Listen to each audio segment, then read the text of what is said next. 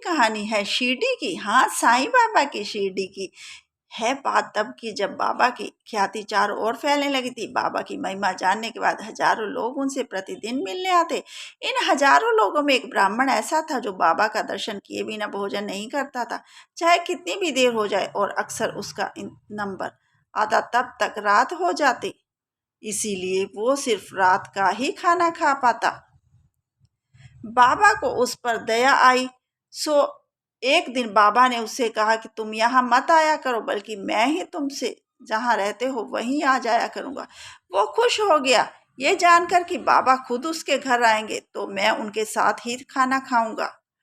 अगले दिन वो खाने की थाली से जाकर बाबा की राह देखने लगा।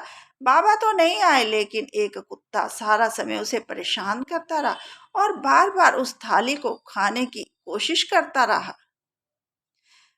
कई बार भगाने पर जब कुत्ता नहीं जा रहा था, तब गुस्से में ब्राह्मण ने उसे 2-3 डंडे मार दिए। दिन खत्म होने पर ब्राह्मण अपनी शिकायत लेकर बाबा के पास गया और उनसे कहने लगा, बाबा आप मुझे वचन दिया फिर भी नहीं आए। मैंने ऐसी उम्मीद नहीं की थी। लेकिन साईं बाबा बोले, मैं तो आया था, लेकिन तुम ही मुझे पहचान नहीं पाए और ऊपर से मुझे डंडे से भी मारा। इतना कहकर बाबा ने अपनी पीठ पर उसे दिखाए, जिस पर डंडे के निशान साफ दिखाई दे रहे थे। ब्राह्मण आश्चर्य और पश्चाताप से रोने लगा और साईं बाबा से माफी मांगने लगा। बाबा, मुझ अज्ञानी को माफ कर दो, मैं आपको पहचान नहीं पाया।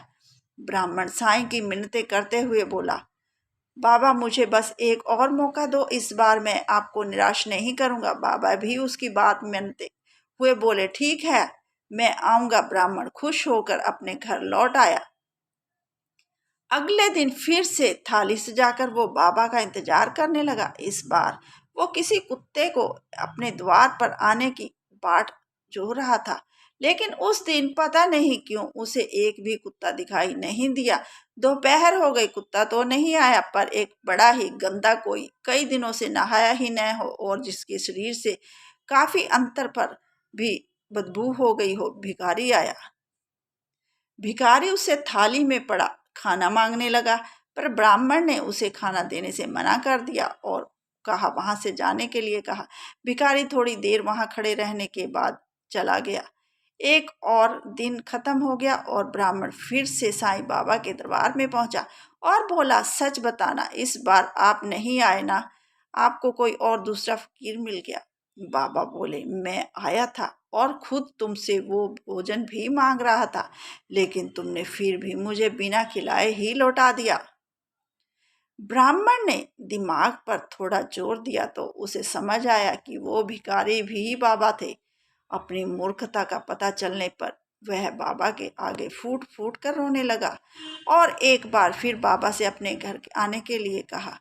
बाबा ने इस बार मना कर दिया और बोले, इसका कोई फायदा नहीं है, मैं आऊंगा और तुम पहले से ठान कर बैठोगे और मुझे कुत्ते या भिखारी में ढूंढोगे। बस तुम इतना जान लो, मैं हर किसी में हूँ, हर जगह हूँ। इसलिए जो भी जरूरतमंद नजर आए उसके सच्चे मन से मदद करो।